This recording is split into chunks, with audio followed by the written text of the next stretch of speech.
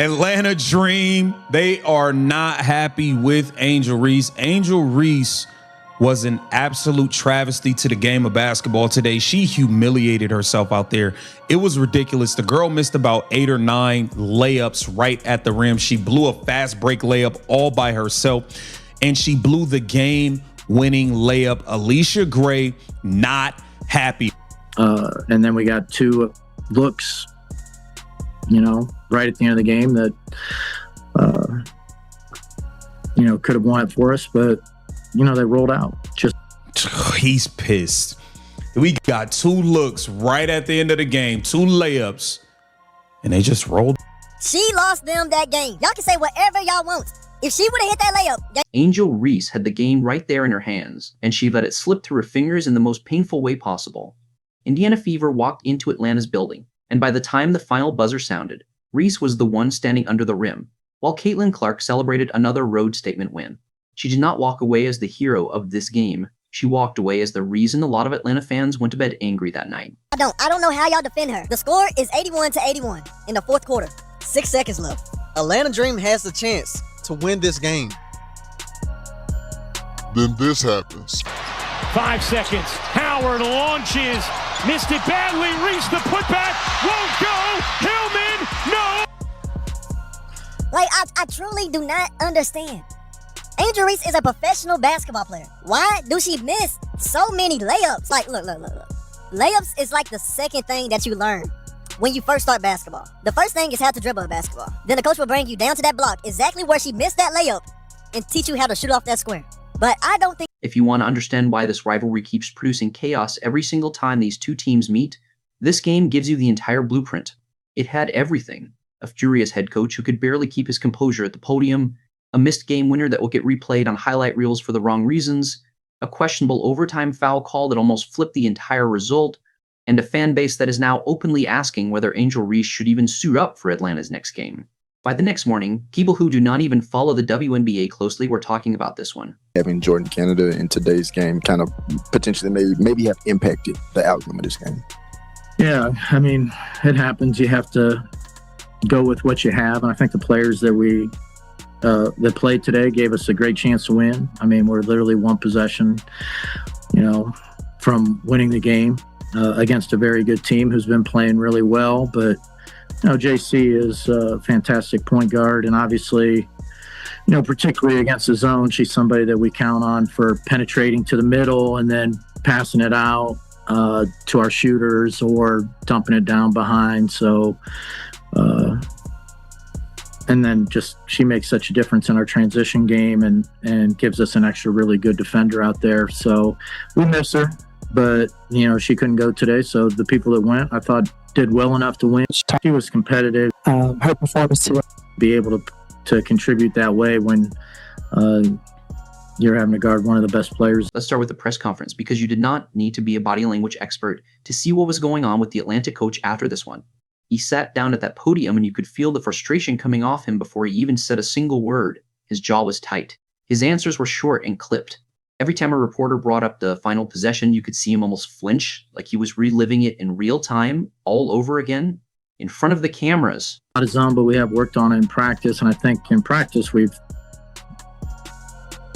done really well against it. I just think today, late in the game, we kind of went away from what we typically do against zone and just kind of watched one person with the ball instead of, creating the kind of shots that we usually do versus zone. And I think if we would have done that, we probably would have seen like 2 possessions of zone. But I think because we were, passing and just letting them get matched up and stay matched up, I think we saw it a lot more than... He kept repeating the same line over and over, almost like he was trying to convince himself of it as much as the room full of reporters. He said his team did everything right. He said it once, then he said it again a few questions later, then a 3rd time, when a reporter pushed back and asked what actually went wrong in that final sequence. And he still could not quite land on a satisfying answer. When a coach has to repeat, "We did everything right" 3 or 4 separate times in a single press conference, that usually is not confidence talking. That is a coach trying to protect a player without ever saying her name out loud, while still visibly frustrated underneath every word. missed a cherry-picked layup on a fast break attempt. Not only did Angel Reese miss at least 7 to 8 layups in this game alone, not only is Angel Reese not a good basketball player, but for a game when she had a chance to seal the deal for her team riding on her back, Ryan Howard just missed a shot. Angel Reese got the rebound, got the seal. All right, put herself in position. Cool, you got the rebound and missed it. There's no way. And this is where Caitlin Clark turns troll mode into full effect. Point blank putback. You can see Caitlin. Yo, Caitlin is a troll. Yo, Caitlin is a troll, man. She just smiling, laughing. Like, you can't make this up, man. Angel Reese over there holding a seance. Look at this, man. This is where C. And here's the part that made his frustration make complete sense once you actually watch the footage back. Atlanta had 2 separate looks at the rim in the final seconds of regulation.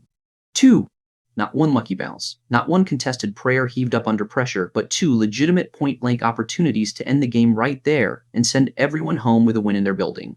The first one came off a physical offensive rebound battle, where Atlanta fought and clawed for position against a tough Indiana front line, got the ball back cleanly in traffic, and had a wide-open look at the basket from point-blank range. It did not go in. The rebound came right back out. Live in the middle of the paint.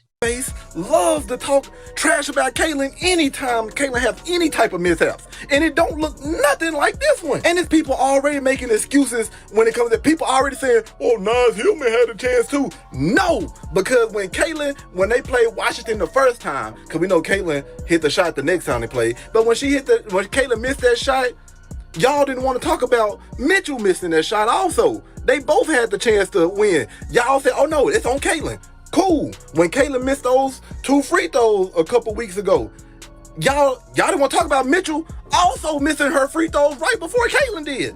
No, it was on. The second chance came almost immediately after that, a scramble follow-up attempt from even closer range with the clock bleeding down towards 0. That one did not go in either.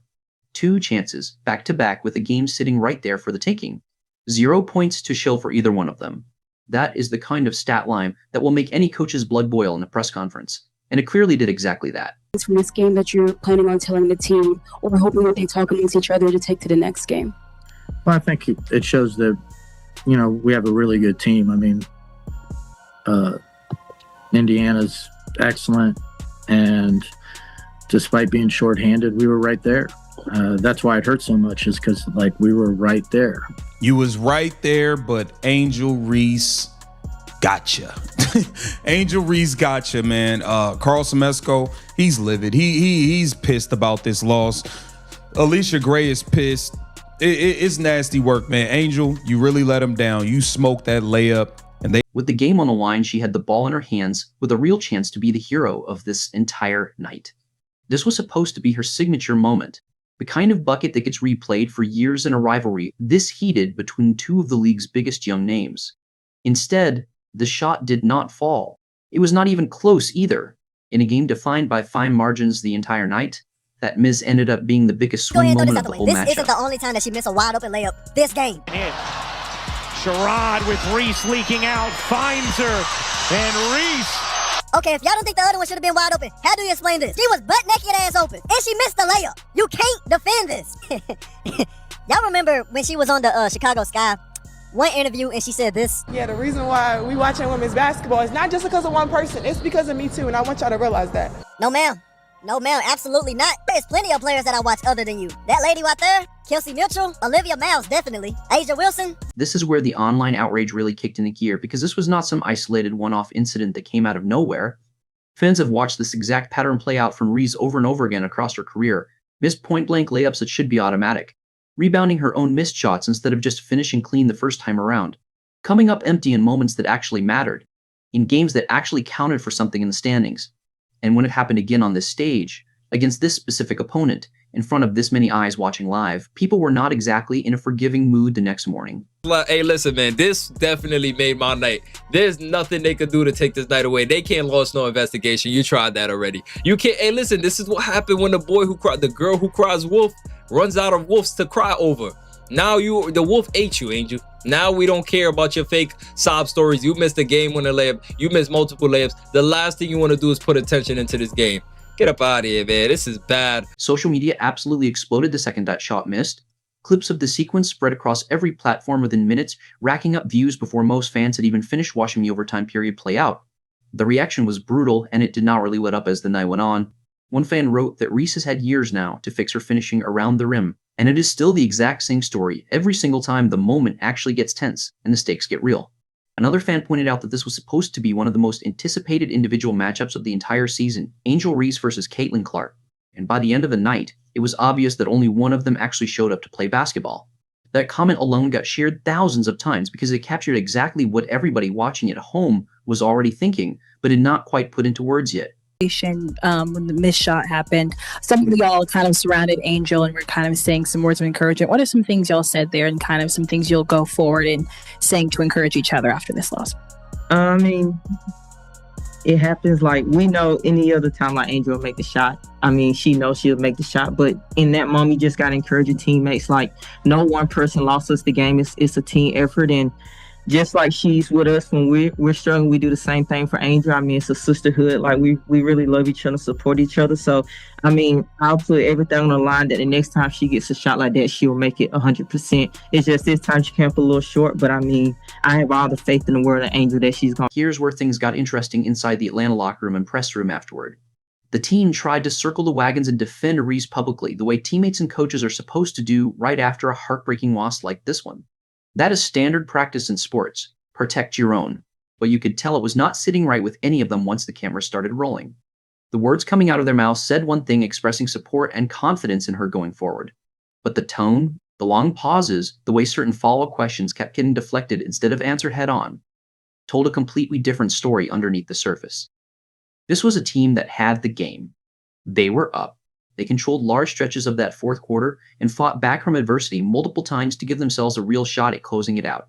They had every reason walking into that final possession to believe they were about to hand Indiana a loss on their own home floor in front of their own fans.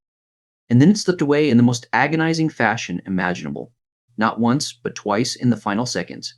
You do not lose a game like that and walk into a press conference feeling calm and settled inside, no matter how much you try to project that image publicly for the cameras and the beat reporters in the room. At the end of the fourth quarter, obviously Angel and Nas had an opportunity to hit potential game-winning baskets. When Angel missed, obviously Ryan and Alicia were kind of there to console her. What was your message to Angel after she missed that shot? We just had to move on to the next play. I mean, we did what we didn't run there was supposed to be one screen in there, and we kind of forgot the screen. But then Rye, took the shot, and we told those two to, really crash the boards and give us a second chance. They both did exactly what we asked for them. And then we got two looks, right at the end of the game that, could have won it for us, but, they rolled out. That underlying tension is exactly why the Drop Angel Reese conversation started gaining serious traction online almost immediately after the final buzzer sounded. Reporters started asking pointed, direct questions about her role going forward into the next game, and the answers coming from the Atlanta side were noticeably vague and hedged. Nobody outright said she's getting benched for the next matchup, but nobody firmly shut the door on that possibility either. And in this business, when a coaching staff leaves that door even slightly cracked open, fans and analysts are going to run straight to it within minutes. The chatter about Atlanta potentially sitting her for the next game, or at the very least restructuring her minutes in crunch time, was everywhere by the next morning across every platform. And it did not come from nowhere. It came directly from a coach and a locker room that could not fully hide their frustration, no matter how hard they tried to stay composed in front of the microphones. Angel Reese lied. Indiana Fever in 5 quarters, let's get it. Hey man, look, we handle business. And the team, listen, Caitlin Clark is MVP. Putting the team on her back and getting everybody involved. Everybody was involved. KK, Ty Harris, Kelsey Mitchell, even though they put her in foul trouble, Aaliyah Boston, Sophie Cunningham, everybody was involved.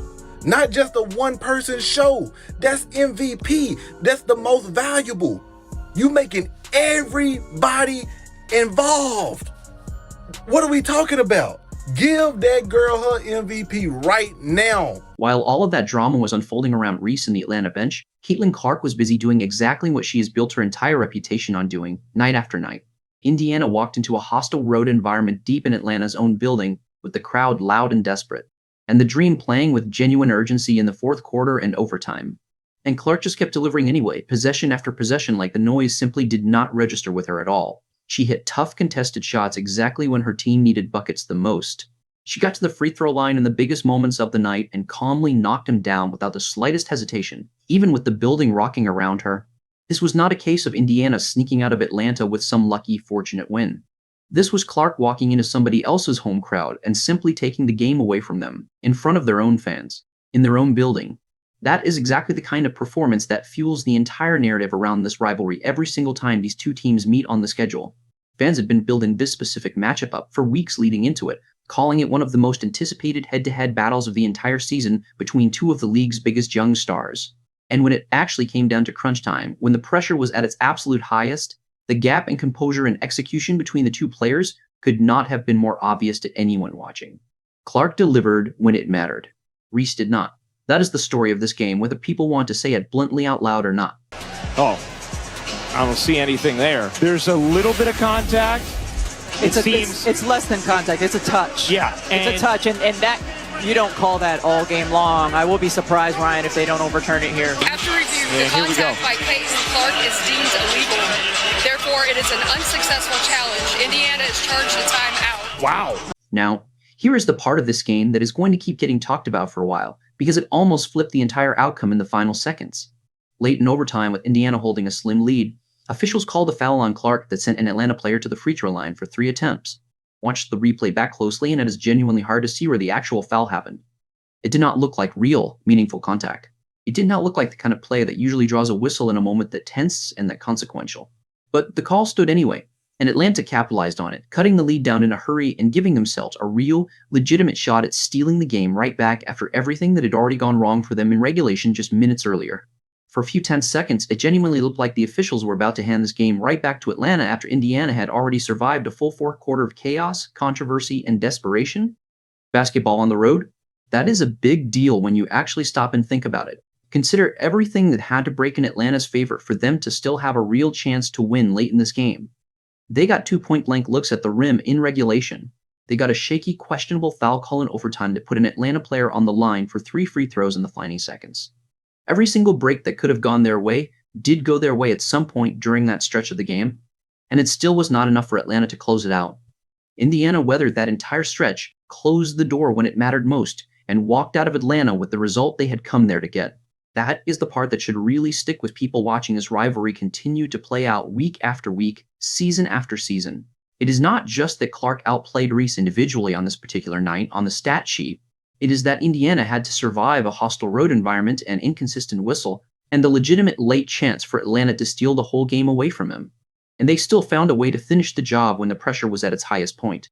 You Angel Reese fans, if y'all can get on her and clown Caitlin anytime she has some misfortunes, Caitlin Clark fans can do the exact same thing. The problem is, for one, y'all can't take what y'all dish out. But two, y'all get overwhelmed because Caitlin may have a situation like that once every 10 games.